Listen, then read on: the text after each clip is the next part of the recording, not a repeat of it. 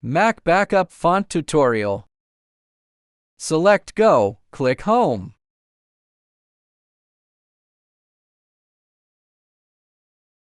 Right-click on Show View Options. Check Show Library Floater. Double-click to open the library. Pull the scroll bar to find the CodeFonts folder.